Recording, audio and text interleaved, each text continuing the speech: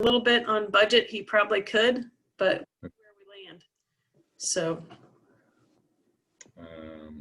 Aaron or Rick, either of them? No? No, we're not having either of them. Okay. All right. And do we have any folks from the public on at this point, Jeff? We do, yeah. We have two people joining us. All right, good. Okay, well, why don't we get started? This is the subcommittee, Facilities and Partnership Subcommittee for the Community Center Task Force. And we've had a series of meetings here, and we are obviously having another one today where we're going to continue with discussion about the two concepts relative to the Kingsdale site and the MSC site.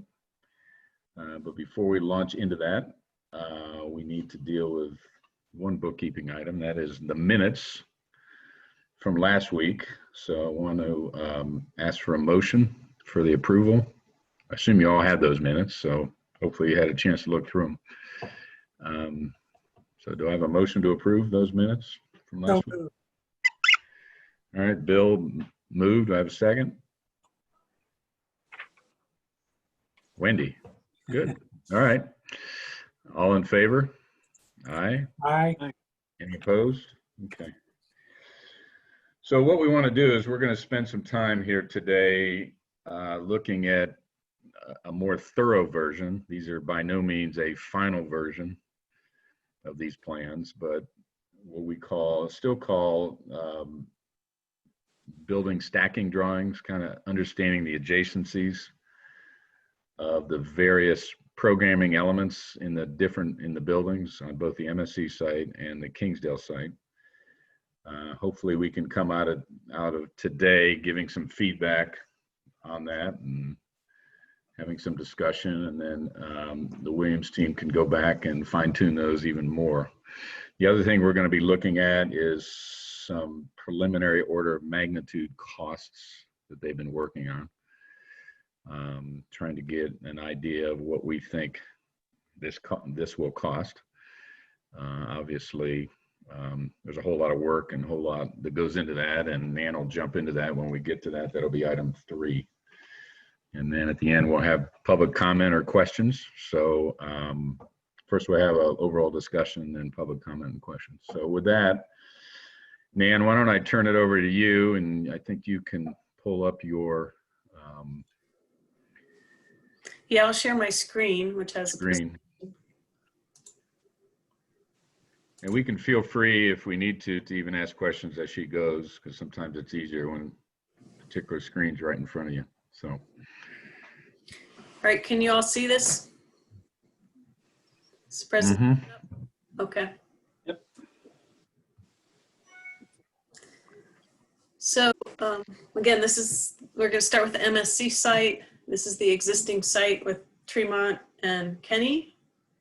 And then we took another look at that, and, Rick, I don't know if you want to hop in and talk about this, but some of the feedback we got was related to the drives and the parking and the stack space and just the traffic flow, even looking at the streets. This is an updated plan. It was, this is looking at a right in, right out only on Tremont. We've already talked about that. There may be some reason to look at this a little bit differently if this continues to be developed with a traffic light that would allow people to go south on Tremont. And Rick, I don't know, do you want to hop in there and talk about this a little bit? Yeah, some of the feedback that we got from one of the early concepts, just like Nan was starting to get into here, was from Tremont Road. Prior to, we had some parking that kind of linked up towards, kind of pushing towards Tremont Road. We've since pulled that back to create more stacking area for cars moving in and out of the site. We're showing this entry as a right in, right out. That'll help clean that up a little bit. So it's a little bit more fluid movement. This makes really the main entry quote unquote, being from Kenny Road then as being your full access where you can make left turn movements and that sort of thing. So here we're showing on Kenny Road then that entry, a potential future traffic light to coordinate the traffic going in and out of the site. This utilizes the existing City Hall access from the street called Rue de Fleur that leads into Trouville. In our prior scheme, we were linking directly out onto Kenny Road, and that seemed problematic with some of the site configuration. So it seems for this instance, it might be better as a first shot to look at how this can utilize the existing intersection and coordinate all of the traffic movements there instead of introducing another curb cut. The site, the vehicle access basically circulates around the building. We're using the existing parking, and you see there, that's the existing parking to the south. So we're not pushing further into that green space. We're trying to preserve that green space to the south the way it is. Utilize that as existing parking. That accesses into the building where there's the parking structure embedded within the building and incorporated in that footprint. That takes down the bulk of the parking required for the site. The vehicle circulation moves around the north end of the building. So if you're driving here and you're dropping the kids off or something like that, you can circulate in through the site, drop them off at the front door. There's a kind of a patio space for arrivals and departures, and some pull-off parallel drop-off area. So it kind of announces itself as a space where people are moving in and out of vehicles. To help with that front entry, we're also showing some parallel parking. Think of it as like on-street parking along the front. This is essentially convenience parking, where maybe, I'm going to take a chance to see if there's like one spot open out in front of the building that gets me close to the front door rather than going through the parking structure or through the back lot.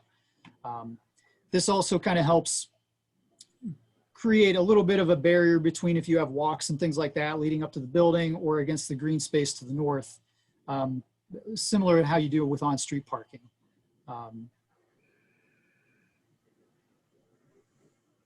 So I also just want to say that we also got some preliminary comments from the city engineer's office, and it changes kind of the thinking a little bit just in terms of if this is the site that would be developed. There was some conversation about the possibility of putting a roundabout out at Kenny and Tremont to eliminate that traffic light, and then possibly to facilitate the left turn to go south on Tremont, changing this from a right in, right out to actually put a traffic light here that would then allow that left turn and to try to make this the Tremont entrance. And so I guess the point is this is all still pretty much in flux in terms of the final site development here, but we're looking at different traffic flow. I mean, there's some advantages to coming in and out here on the Rue de Fleur, but there also may be, we may end up looking at the option to go back to the Kenny Road entrance, depending on the traffic flow. So that's something that we're going to continue to explore as part of this site development, that just working on the traffic flow and really commenting that, making some comments and noting that feedback. We're not really going to be developing a full level site plan for this, and that just to understand some of the different traffic flow options for this site as part of the feasibility study, but probably not really develop it in full detail with turn lanes and understanding all of that. So this is a high altitude look at how the traffic might flow on the site. And I just wonder if there's any questions or comments about that before we move on in the presentation.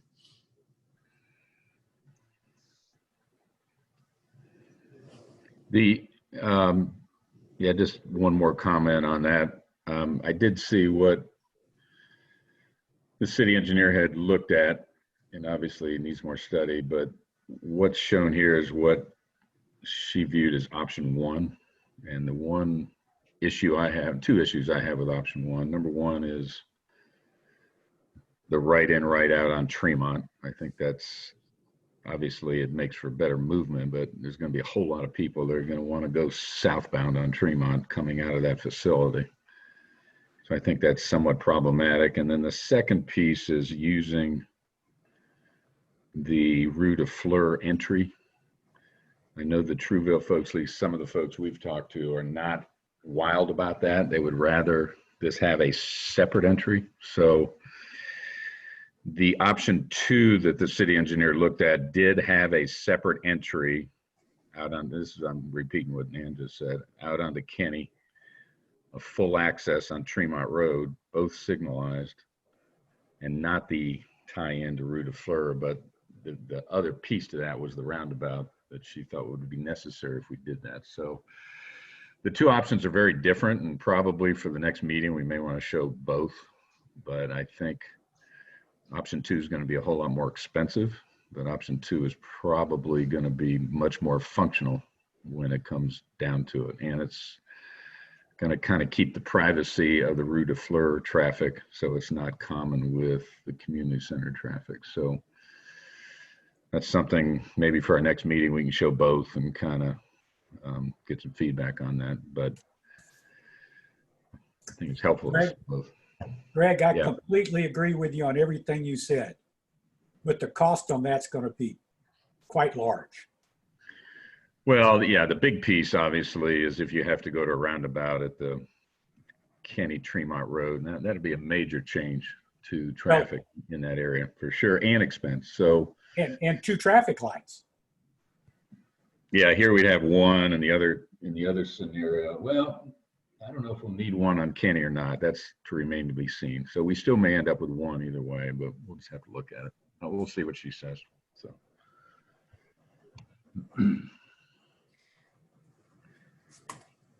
Any other comments before we move on?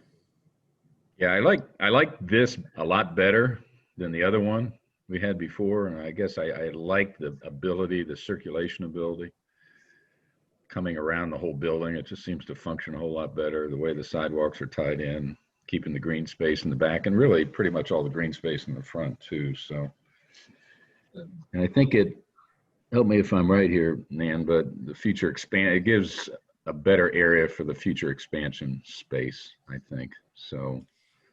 Yeah, you'll You know, see in a either- little more in the either plans. wing It's of a the building. little bit different than is shown here, but these dashed lines are indicating the expansion could be. We've actually developed the plans a little bit since this site plan was developed that puts more of that at one end of the building, but we can look at that as we move forward. So Greg, the one other thing I was going to say from the engineering plans was look at a shared use path, probably on the golf course side of Tremont, rather than there are bike lanes. There's, with the width of what we've got today, there's not a really good extra safety kind of separation option. So what Jackie and her team were looking at was some kind of a 8 to 10 foot wide shared use path on the golf course side of Tremont. And would that continue all the way down to the 5 points? Yeah. Generally? Mhm. Yep. Yeah, I think there's room there for that, so that should work pretty well. Yeah, there is on that. There, it's tight, but there would be on that side of the road. Not so much on the MSC side of the road. I'm resistant to saying east and west because of the angles in that area. So you'll Right. excuse me for doing that. Yeah, that's clear. That'd be great. I think that'd really help facilitate that bike traffic that we would expect and the pedestrian traffic as well. So, Yeah, that would be really good. So, okay. Any other, and this has the right parking counts and all that for both the community center, the administration building, and the police, correct? correct. All right. Okay. So this is the ground level, and like I said, we just made some modifications to this since that site drawing was shown that put more of the expansion area at this end of the building. Just in terms of orientation, this is the Tremont side or the Tremont entrance. So as we were describing, you'd circle here, drop someone off, continue around park or to exit. So there is a central entrance here that you can access both from the north side of the building or from the parking garage side. So this would be an obvious way to enter from either side that would bring you out into a central lobby, again, with the option of going towards, in this case, we flipped the community center. Certainly it could be flipped back towards the Kenny Road side, mainly just because there would be more room for expansion on this side for additional aquatics or gymnasium or just who knows what the future will really bring in terms of that demand, but gives a little more flexibility there. This is something we're still playing around with a little bit, but you could come to this side of the building for the municipal and police functions and this side for the rec center. So there would be a staff greeting opportunity for both of those locations. And there's probably some direct access off the back here for police as well. So in this case, there's locker room, some mechanical support space for pools, the pool itself, and then this child care, like a party room and indoor play area. So this is a slight shift from what the committee saw previously in terms of flipping the building primarily.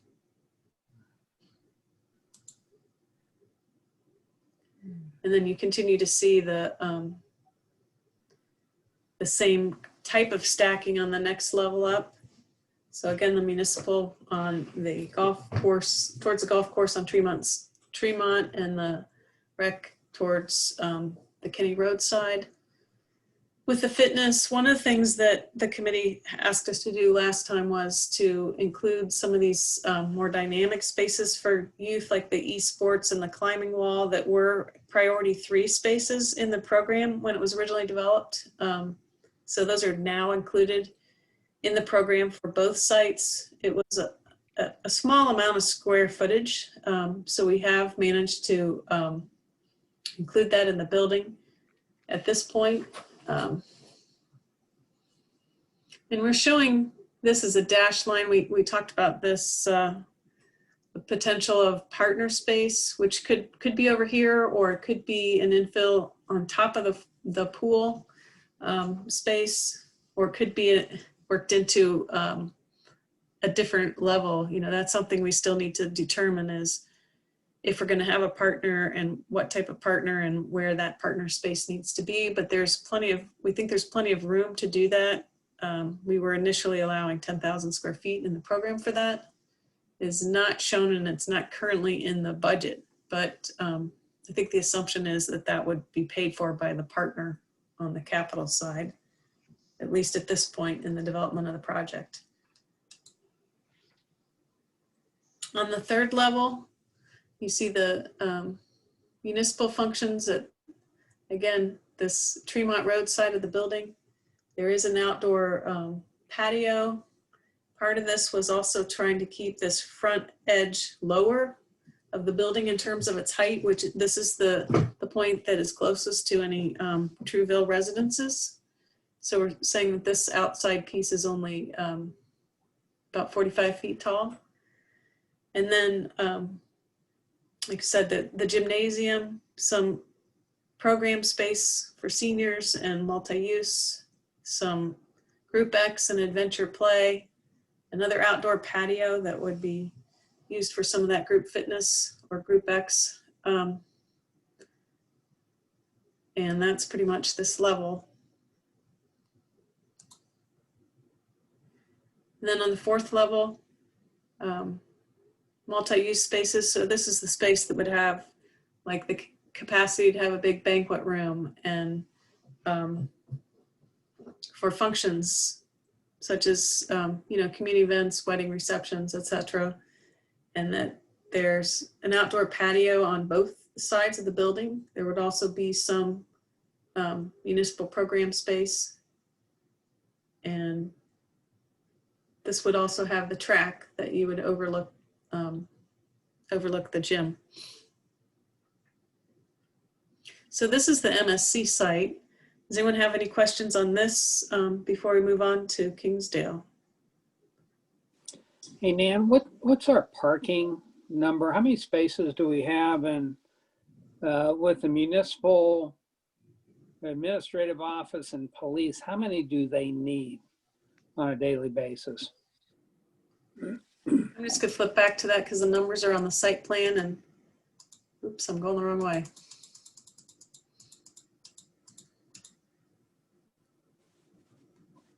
Rick, do you remember the total count?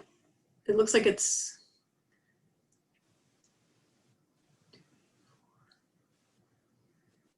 It's Rick, close. you're muted.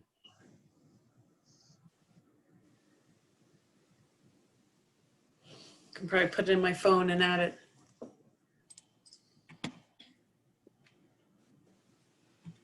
I know that the police need 55 spaces dedicated exclusively for them. And this is looking like it's about 382 spaces if I'm adding correctly in my head. And that did factor in some shared use of peak operating hours. Originally, we were thinking about 250 for the community center, 55 for the police. And that leaves, you can't just do a straight count with that with some of the overlap with the shared parking, but we're looking at just under 400 spaces probably at 3. Yeah, Nan, I got total parking required based on the uses at 361 spaces. And that's with a reduction of 66 spaces for shared parking. Okay. Thanks, Rick. Yeah. 371, 361. 361. And so we're providing around 380.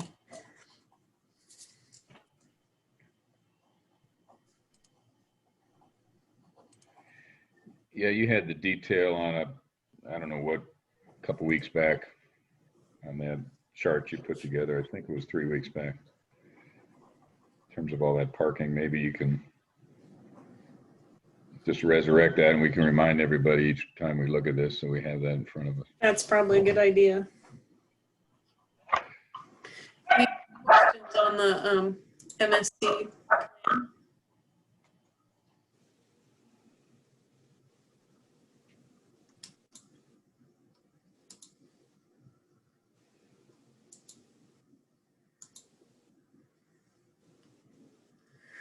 Then we'll take a look at Kingsdale. Again, this is the Tremont roadside here. And the parking garage is back here and the assisted living facility is across the entrance drive, which is right here. Similar to the other plan, we have the pool and the support facilities, the locker rooms and some mechanical space and a party room on the first floor, as well as some admin space. We have this office jump lobby, which is a separate lobby for the office floors that also would have an entrance into the community center that would allow people to come in from their office, come down the elevator and walk into the community center through a lobby here, but would still provide access or a control point in terms of checking into the community center. We're still showing approximately 60 spaces on the first floor, again, with an access or an entrance from the parking garage into this lobby that would then allow you to come into the community center. And I have a question related. This shows 3 entrances. And I'm kind of worried, it seems like to me, you're going to want all of the entry into it to go through the administrative reception. And the one to the right on your plan doesn't look like that would happen. Well, we talked about that a little bit, I think, in the last meeting, and that could be there or not be there, but really to access any of the facilities other than the party room or this lobby, you're going to have to come by this control point to either go up the stairs or the elevator. Sure, now that, but somebody could come in that and not go through because I'm assuming you will be checking everybody's membership or everything like that when you come in to use the facility every time you come. And if you have Bill, I would say at some level, we do want it to feel a little bit more open. We don't want, we don't necessarily want people to feel like they have to go through a control point if they're just looking to hang in the lobby a little bit. okay, I do think there's an element of that when we get into final design in the building, obviously we'll have some deeper conversations about it.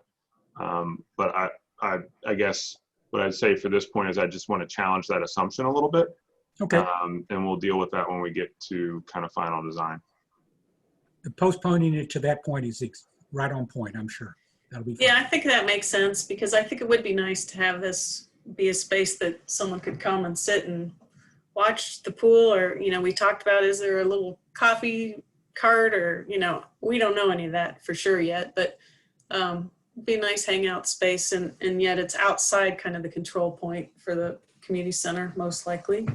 At least there's the option of that. And with the assisted living facility and the proximity to the high school, I just think there's a lot of reasons it might really be beneficial to do that.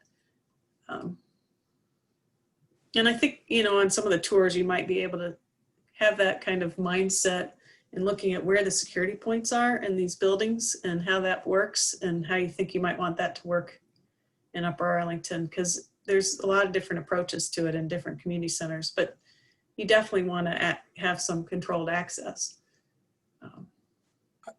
I have another question, Dan. It could be anywhere along here. There's going to be, I assume, 2 elevators, one for the community center and one for the office. And I was just wondering where those 2 are.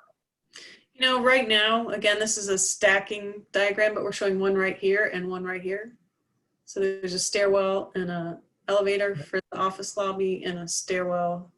Well, there's a elevator. This is a monumental stair, which you'll see as you go up. Right. This is an emergency stair. Okay. That just, it wasn't clear. I figured you had them. It wasn't clear where they were. Thank you. Yeah. Do you think ultimately there might be a need, I can't remember if we talked about this or not, for a second elevator for the community center? That's something we ought to look at and think about as we go forward, comparing the cost of that to. I know they're expensive for sure, but I mean, is there a compelling reason to have 2 or not? I don't know. Well, we're just showing one right now, but the reason to do it is, these would have to be like real, like high-speed elevators, because if you have folks coming up to the floors 1 through 5 and you only have one elevator, someone's going to be using stairs, and there may be some other communicating stairs between different levels. But that is something we ought to be talking about, just conceptually at least, is how many elevators. Like I said, we're showing one for each function right now. So that's something we can continue to talk about if you think that's desirable to have more than one elevator in the community center. Yeah. I really don't know. I just want to make sure if we just think about it. That's If Nan, correct me if I'm wrong, please, but a typical in that sort of thing, you would use a hydraulic elevator versus a traction elevator, and the attraction's a lot more expensive. Yeah, and we probably wouldn't use a hydraulic in this scenario because it's going to be too slow, and Right. we're also wanting to go up, multiple floors. Sometimes you can get away with that.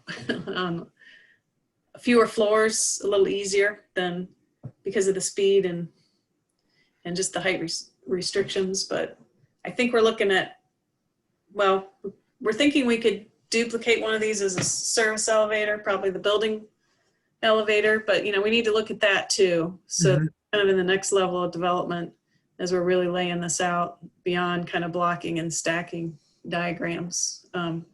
So I think we'll have a better answer for some of these circulation questions in the next level of development. And on the same topic, just for your to-do list, not to be discussed today, because I know we're not there yet, but on the stairway, obviously, I don't know whether you call it a monumental stair or a rival, I don't know, whatever the right terminology is, you want to have a stairway, location, design, etc., that, you know, is welcoming and feels good versus, I know you have to have like the one back over in the parking area, you got to have some exit stairways that are kind of fully enclosed, but so just something to think about, because I think there will be people that will want to go to the second floor via the stair or from the second to the third or whatever. We just want it to feel right and look good. So I think there's Yeah. also an opportunity. You see a lot of buildings now where the stair becomes a gathering place. Right. So, you know, we'll have floor to ceiling heights here where you could do kind of a central point stair that also has some seating along the side. So it gives you that that kind of gathering place feel to it as well. Yeah, they're doing that really nicely at the new high school. And they've actually incorporated versions of that in the new the elementary school renovations. So that would be really terrific, I think. Okay. Yeah, I think that's a good idea. okay. So you start to get a sense of that stair kind of coming through this floor plate here up to the fitness floor, and then group exercise. Again, some admin space in here. Again, you just see kind of the elevators and the stairwell kind of coming through this space. You wouldn't really be able to stop at this level. Well, I guess that's an operational issue, but probably not stopping at that level for anyone from the public. And then overlooking the pool. So that's what you have on this floor. I just a thought, jump in on something. Again, I know we're not in final design, but just something to think about. At least on the first two levels, the good views are going to be out toward the entry road, not to the north, not to the south, because of that existing building back there. So it would seem like Group X and Fitness, it'd be nicer if there's some way to make those windows be on the north side of that building versus on the south side. But I don't know what kind of problems that presents. But I think obviously we want to maximize the views as much as possible on each of these floor levels. Once you get high enough, looking south is a lot better because it's got a better view, and you're looking over that existing building. So you got that existing retail building that's right next to it. Yeah, and that may mean that we want to be looking at, some kind of borrowed light or something through some of these spaces or along this edge. So you can get some light or some views. Isn't that window open to kind of the arrival point? So you could have, as you walk into that gathering kind of lounge on the first floor, as you look up, you could have glass on that fitness. You see all the treadmills and people being active, right? That's the way I kind of read the three-dimensional, that you have an opening at second floor level looking down. So you're going to borrow a lot of there. Yeah, that's true. Yeah. So they'll be able to see both directions, I guess. Yeah. Okay. But it's a good comment to know that what you're looking at out that window isn't view for sure. So.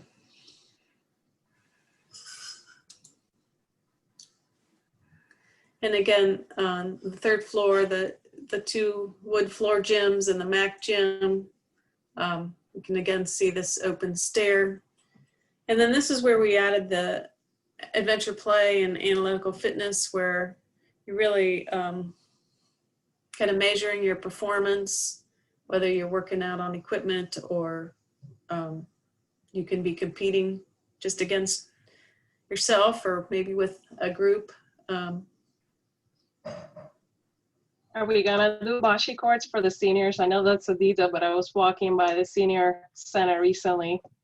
I wonder if there's any kind of active outdoor for seniors that would kind of replace that program. Well, we have those big patios on the next level. So it's just. You could do gigantic chess sets and all those fun things that are outdoor. Yeah, that would be kind of kind of fun. So this is the track level. And here we've added this kind of esports and pre-function space. This would also just be, one of the things we have to think about when you're having tournaments here too is where all the people hanging out that are waiting to play. And there's not a lot of room there, but there would be some space on the balcony that people could be watching the games, as well as, there's some spectator space as well built into the program. So that's another reason to just have this open stair and some of these lobby spaces. And, you're going to have a lot of people in here on certain, just on normal days. But then if you're having tournaments or something in the gyms, there'll be a lot more people also just hanging around.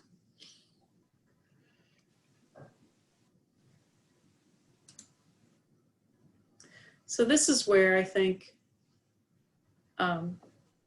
so on this level, there's dedicated senior space, but there's also some multi-use space, the demonstration kitchen, and then this outdoor patio, which I think is really going to be a great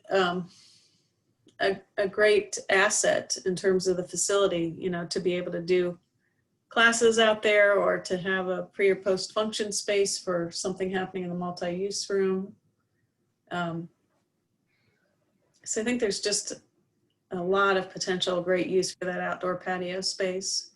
And then this office, this space could end up being office space, or it's really ideally sized for a partner.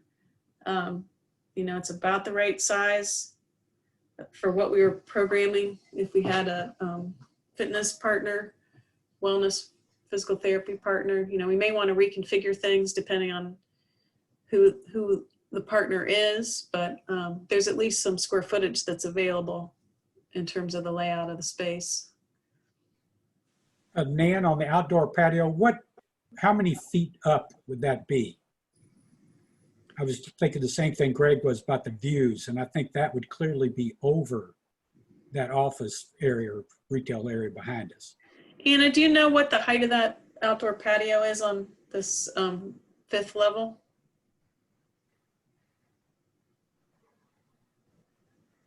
I don't know if she's there. She may be muted. I mean, it would definitely be higher in that building, Bill. Yeah, I think you are. I think I was trying to figure that out. That you would look over that Arlington Crossing building from that patio. Bill, But if you look south, you can probably see downtown, High State. Bill, I'm going to guess you're at 75, 80 feet. Oh, well then, yeah, definitely. If it's a 110-foot building, you're on 3rd level from the top. So if you're taking off 24 to 26 feet, yeah. So maybe you're at 75, 70 to 75. Oh, okay. Well then, great. That'll have great views at that height. Yeah. I thought it was someplace in that range, but I wanted to see if somebody could tell me more specifically. That's my swag on it. Oh yeah. Yeah, and then we have this full. We're just showing level 6/level 7, so the opportunity to have, full office floors. We're planning in terms of the kind of the pro forma for the building, 50,000 square feet of office. We're currently showing a little bit more than that on these plans, but in terms of the cost and the parking, we're anticipating that would land around 50,000 square feet.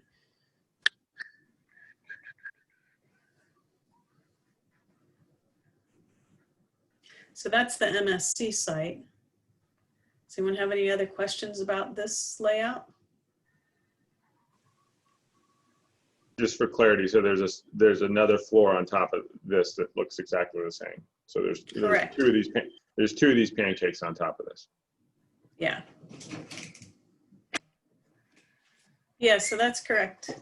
And then And I guess to that point, part of that level, that additional level could be used for HVAC equipment, et cetera, for some sort of a. well, that was also a question we had about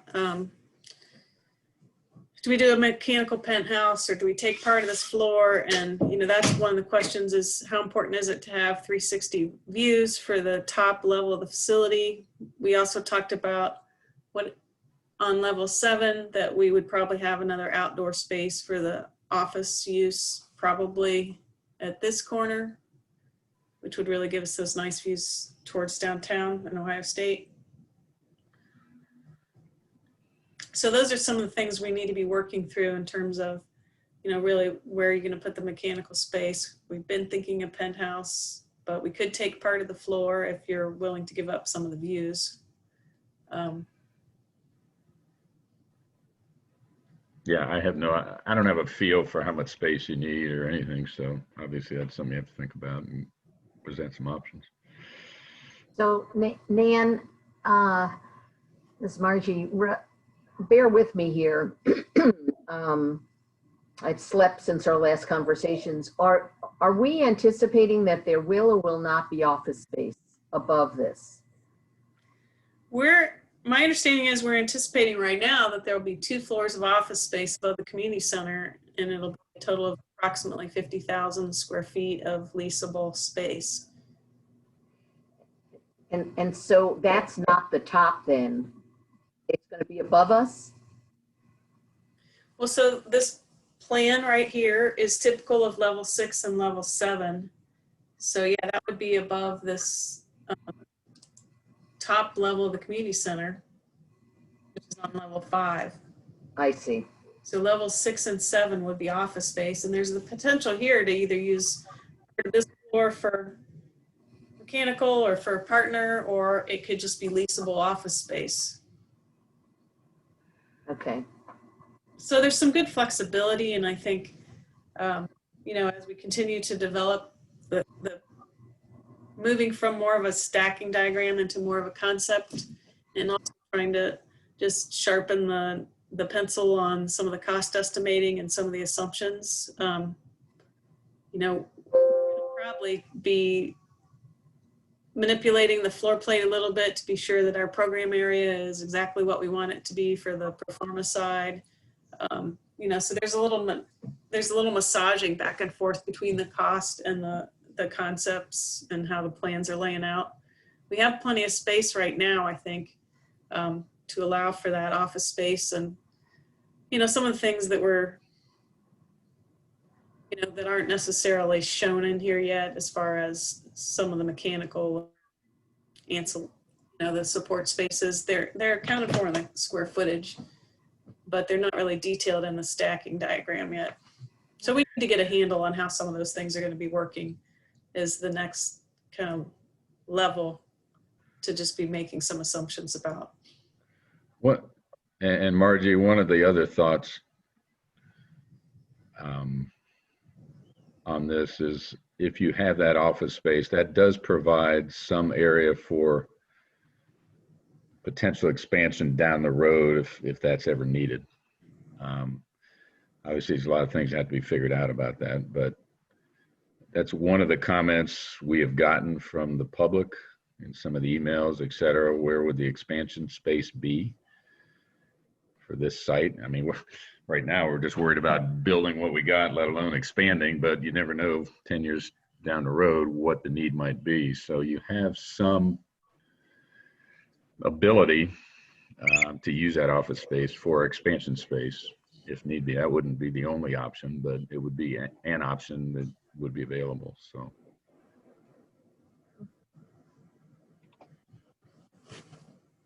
Nan, do you happen to know the current building height on this concept? Yeah, so I believe it's, I don't think we have that. We don't have that stacking diagram in here that shows the heights, but I believe it's 96 if it's 6 levels, and is that right? Maybe, no, it was 110. I'm trying to remember if that's right. I know that our floor-to-floor height for that office space needs to be 15 feet. So it was 104 and 90. I don't know.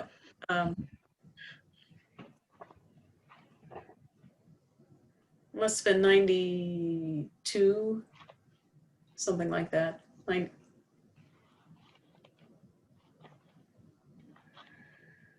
I could probably pull that up and look at it. I know it was on the last drawing, but it's not on this one. Yeah, I think for round numbers, I would just tell folks 110, Yeah. plus or minus 5 feet either way. Nan, you had 96 feet or 111 feet in the last presentation. Thanks, Jeff. Yeah. Yep.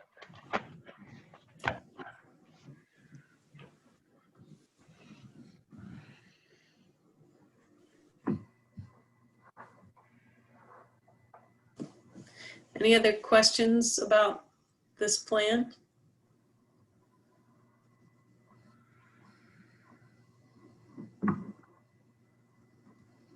And has Continental seen this plan? Yes. I assume that you're working closely with them.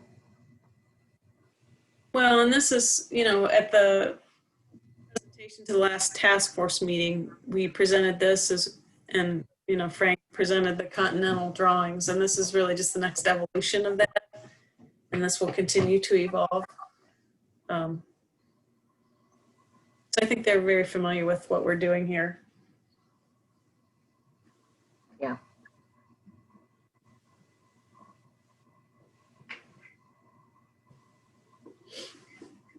So are you ready to look at some cost numbers? Yeah.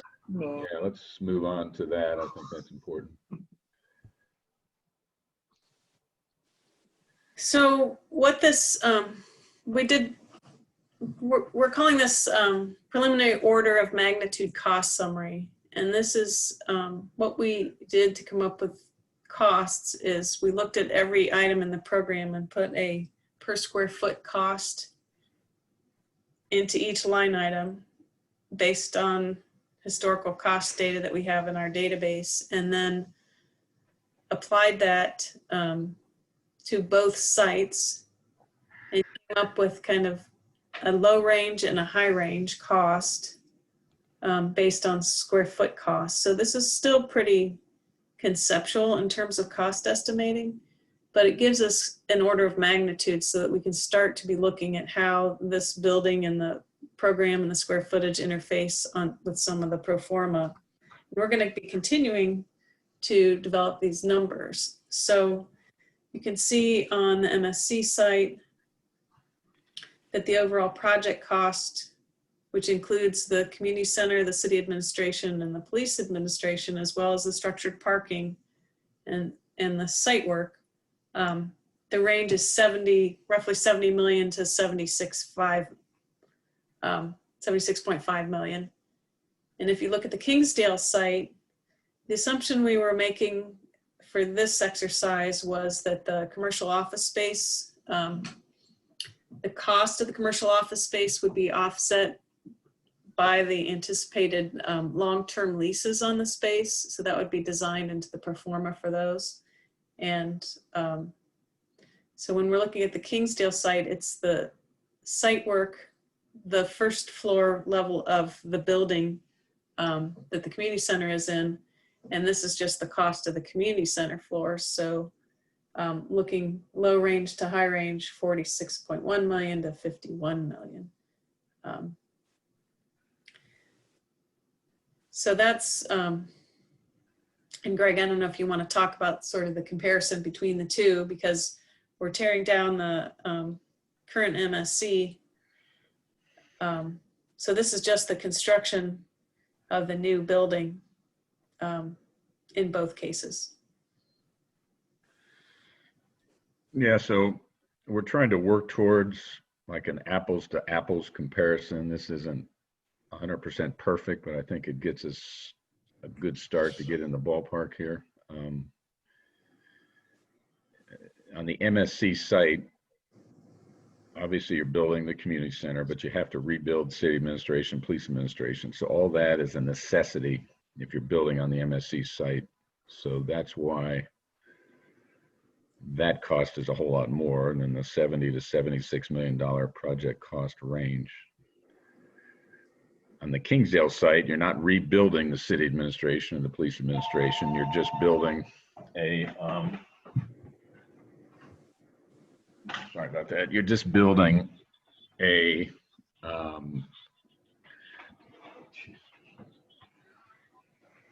hold on. So you're just building the community center, and you know, so that's really the apples to apples, and then the relative cost of the parking spaces that need to be structured parking that need to be built for both. So on the Kingsdale site, you're only building those spaces that are under the building. On the MSC site, you're building all those spaces that the building wraps around. So that's why you have a pretty big delta in the total project cost between the two projects. The footnote here, which I think is important to understand, is the office space numbers are not in this because that gets out of what I call the apples to apples comparison. If we build at the MSC site, we wouldn't build office space. We don't, on the Kingsdale site, we're making the choice to do that, but there's a whole different financing that would go into that, and it would be a different project, even though it's on top. And that needs to get figured out and worked out. But so we're really looking at, on a low range, MSC at 70 million, Kingsdale at about 46 million, high range 76 to 51. And those numbers are gonna, we think they're fairly conservative at this point. We want to be conservative. We think they'll, you know, we have some room to play with them a little bit, but I think the general delta is gonna stay close to the same. There's some things that need to be added and subtracted from both to kind of get them to full apples to apples, but I think that's a good start. So Greg, I have a question. It looks like to me, under the MSC site, you're having to build and pay for 284 spaces. that's correct. Obviously, that's in line with, I think we said 250 for a community center by itself is what I remember correctly. So I know there's built into the overall plan to cover the 190 more. What proportion of that are we paying for that, so that right now the MSC site, the site itself is zero, no cost, but there's got to be some land and parking cost that are not included in that, unless that's part of the negotiations got worked out. Ask that again. I'm not sure I followed you. You talking about? If we have 250 spaces required. Correct. You're talking about at Kingsdale now. Yeah. Okay. If you need 250 total and all we've got covered for cost is 60. Yeah, that's all included as part of our development agreement with Continental. Okay. So yeah, Continental's offering, if I understand you, correct me, Steve, but the lower level of the apartments is going to be parking for office and community center. Plus you've got the 150 spaces that Giant Eagle is letting us use. So and there's no that cost. is a cost. That's really a no cost to the community center. It's built into our TIF agreement. I will not be so yeah, that's true. That's bold as to claim true. That it is at no cost. There's no free lunch. Okay. That's a good way to put it. But it is certainly more efficient than building parking for our own exclusive 100% use to be able to share parking with somebody. It is 100%. You've explained it. I appreciate knowing that, because it had a question for that. I'm glad to hear what you're saying. So, Bill, really to get to the total apples and apples, the finance committee is going to have to look at how the TIF operates under the Kingsdale site versus how it operates under the MSC site. And there's a whole lot of factors that will kind of tweak these numbers back and forth a little bit. But I think for starters, this gets us into the ballpark. Okay. Based on the comments Steve just made, which is accurate, obviously.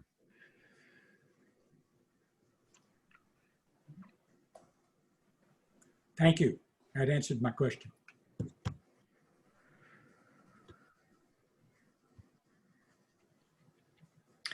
Any other questions or comments on the order of magnitude cost?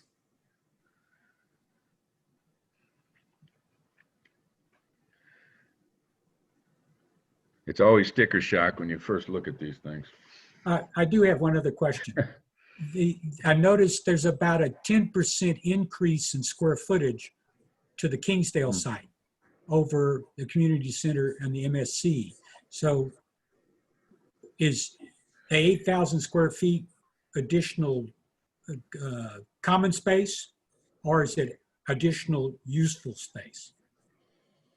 It's a combination, and we've talked about trying to be sure that the program spaces are similar. And so as we tweak the plan, we'll probably, like, just in looking at the program summary that we developed for both facilities, in terms of the footprint, you know, like the fitness space is a little bit larger in one than in the other right now, but we're really going to be making that so that they're apples to apples. There is a little, because of the multiple levels at the Kingsdale site, there is a little more inefficiency in the circulation and a little more space required there. Yeah. The bulk of that is in that number, and you know, we'll see a couple thousand feet come out of that probably when we align the actual program spaces so that they're the same at both sites.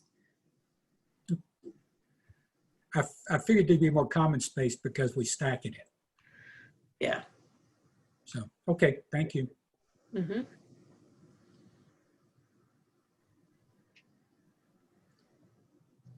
One more thing, Nan, can you just elaborate just in a high level way, kind of what project cost includes? Meaning, what are the various line items that you've kind of put in there? So within the construction cost, we do have site work and we have building construction. So site work includes, you know, so it includes like the surface parking, the grading, the landscaping, the utilities. So that's something we also need to be clear on, is how the utilities would work at both sites. And but that's involved in the site work number. And then in terms of the building construction, and we're carrying a design contingency and a contractor contingency. And then within the construction cost itself, and also some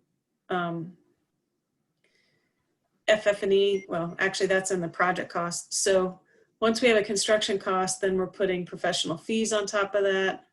We're putting some contractors overhead and profit, and we're putting testing and inspections, and we're putting FF&E on top of that as a percentage. And we're using fairly conservative percentages on all of our contingencies and all of those fees at this point, which I think we should. Mm-hmm. Some of those percentages probably come down as we, I don't know if we'll see it so much in the feasibility study, but you know, as we develop this next level, we'll have some conversation about what we want to be carrying and how conservative we want to be in the budgeting and planning before this gets finalized. So we'll continue to be revisiting that in the next month or so. So pretty much the project cost is an all-in number. Really, everything's in that number. All the soft costs, all the hard costs, et cetera. Plus contingencies, so.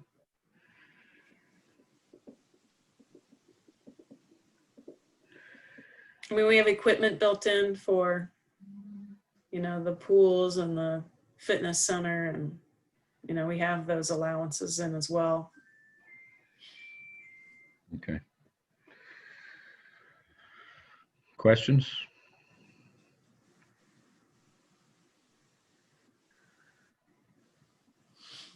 All right.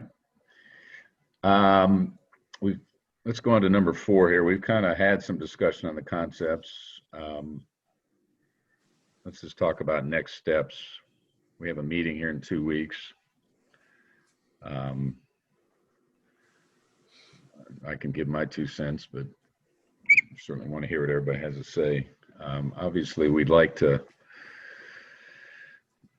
keep working on the concepts, especially I think the Kingsdale concept needs some more honing down to really understand that. And then I think another piece of that is, while we're doing that, keep honing down the estimate. I know there was some thought of even maybe even having a couple contractors take a look at it to validate some of the numbers, et cetera, just so we have some other points of reference relative to the cost, so that we can, you know, we want to ultimately be pretty sure about what we're presenting. It's always conceptual, and it's always going to move some, but we want to make sure that we're representing it correctly. We don't want to get down the road and find out we missed something or cost, we want to make sure we've got them as close as possible and err on the high side a little bit too. So, but other thoughts from everybody?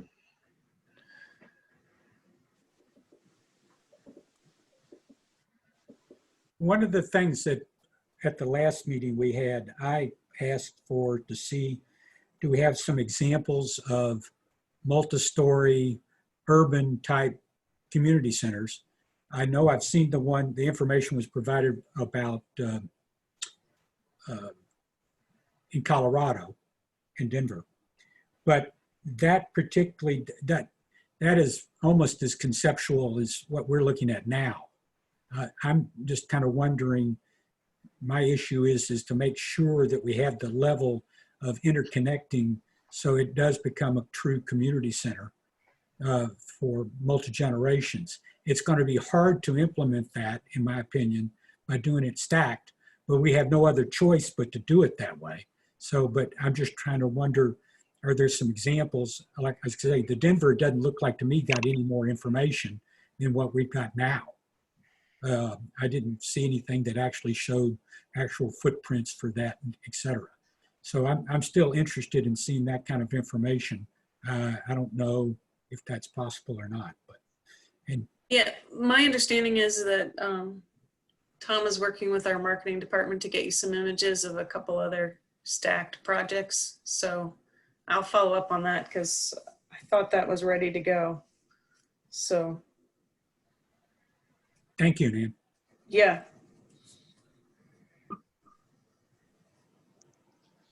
I was going to make one comment that I had sent this to a few folks, and that's something I'd been thinking about after our last conversation. I can't remember whether it was a conversation with this group or the entire task force. But as you're thinking about what's in the program of the building, one of the things that I think is different about this for us is, typically you worry about a scope creep in this blowing up your budget. And I don't think that can't be our problem here, because when we scope creep, we don't add to the building, we take something else out of the building. So as you all are thinking about the building or thinking about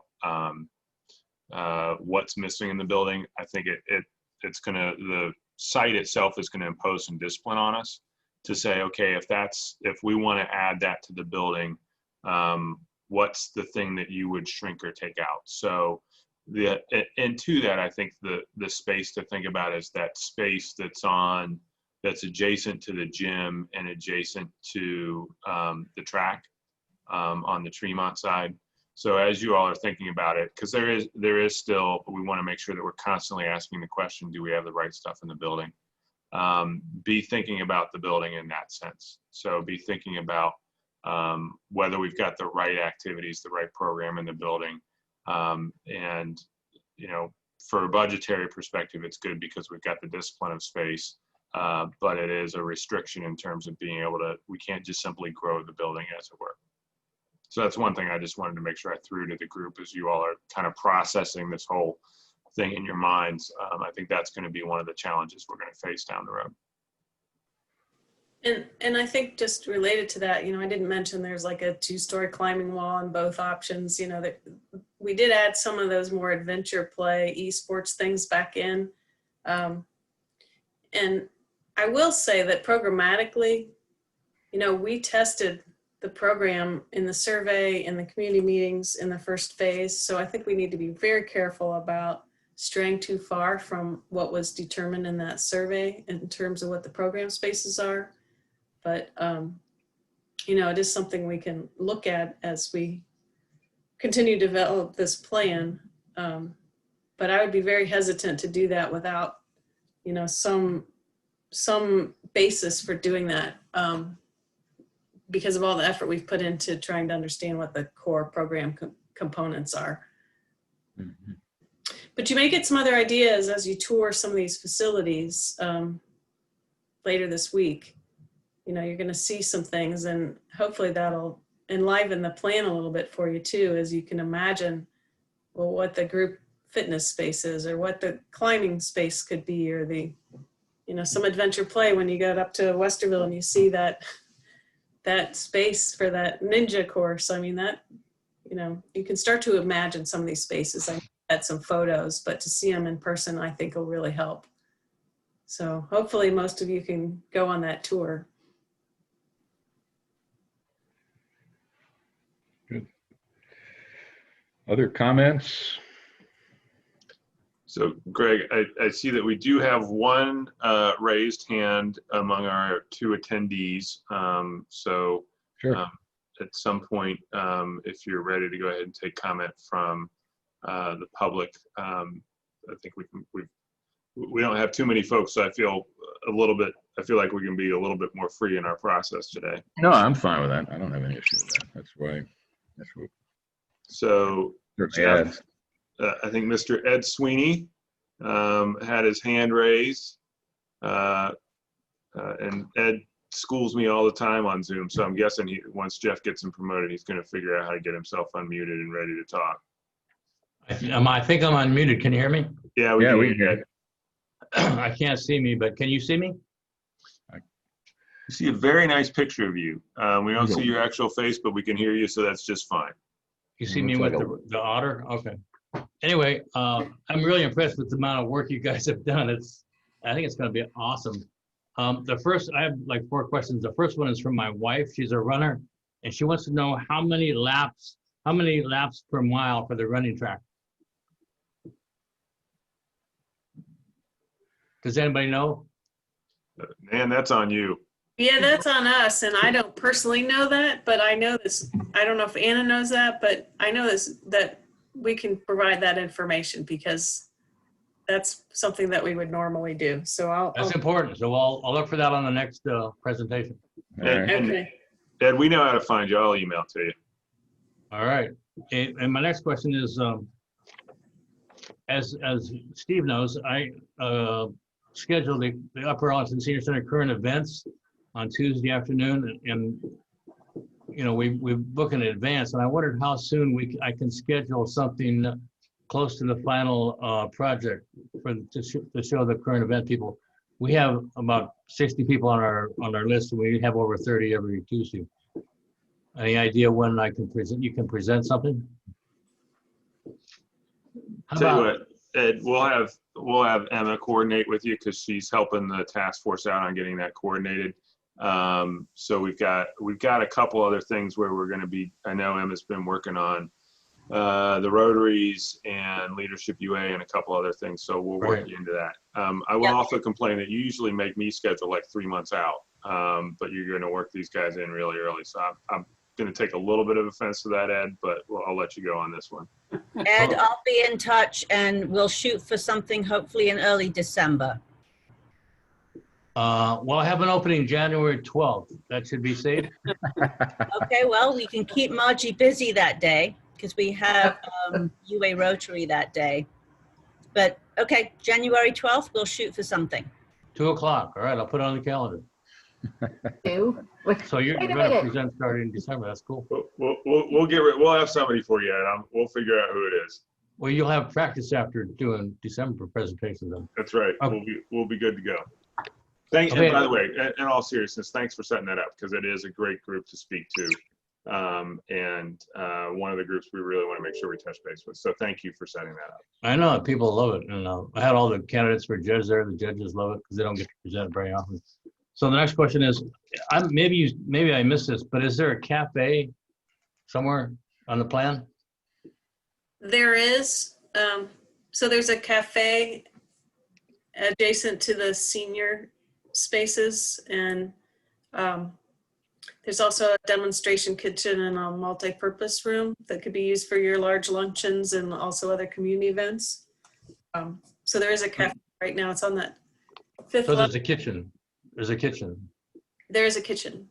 Okay. What floor is it? Somehow I missed it. So on the Kingsdale site, it's on the Kingsdale, yeah. Adjacent to the other senior spaces and the shared like community multi-use spaces. And on MSC, I might have to go back and look at that.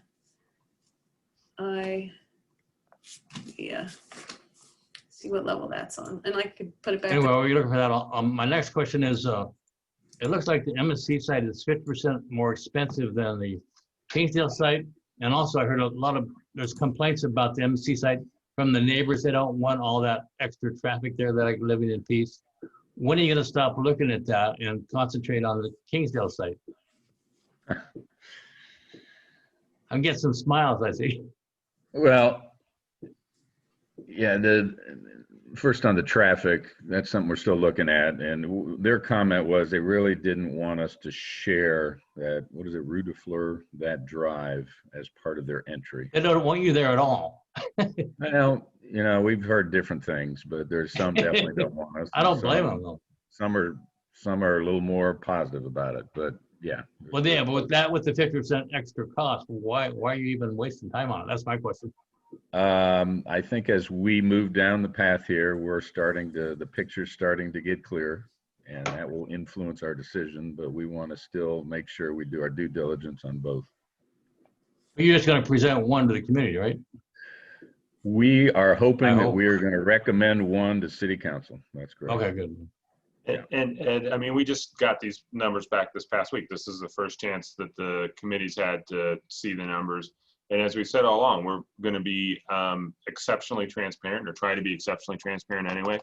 And so you are seeing these numbers at the same pace that members of the committee are seeing the numbers. So that's part of why, you know, you're getting to process this in the same way that the committee members are getting to process. Yeah, and you're seeing them ahead of the rest of the task force because it's being shared with us first. So since you're on this. Yeah, I'm probably ahead of most of the community, which I like to be. No, I hear you. I know that. Anyway, that's all my questions. I appreciate. Did you find out where that floor of that cafe kitchen is yet, Nancy? It's on the 4th floor of the MSC site and the 5th floor of the Kingsdale site. Kingsdale 5th floor. All right, I appreciate all your hard work. That's all my questions. Thanks, Ed. Is there anybody else out there that wants to ask questions? So I see somebody else who I'm guessing is Mary Ducci based on the name the screen name that I see. So Mary, if you want to talk, just there's a little raise your hand feature. Otherwise, we'll assume that you feel much more informed and are okay with things without having to come in and actually speak. All right, I think we're good. So task force, subcommittee, any other questions or thoughts or comments or?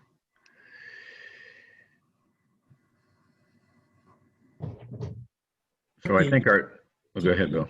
Yeah, can you send us, what we got just sent before did not include the numbers. Can you send out the numbers to the Yeah, it's a slightly updated presentation, so I'll follow up with Jeff and send that over to him. Great, thank you. So our marching orders, or I guess your marching orders, are hopefully we can fine tune more the concept here based on some of this input.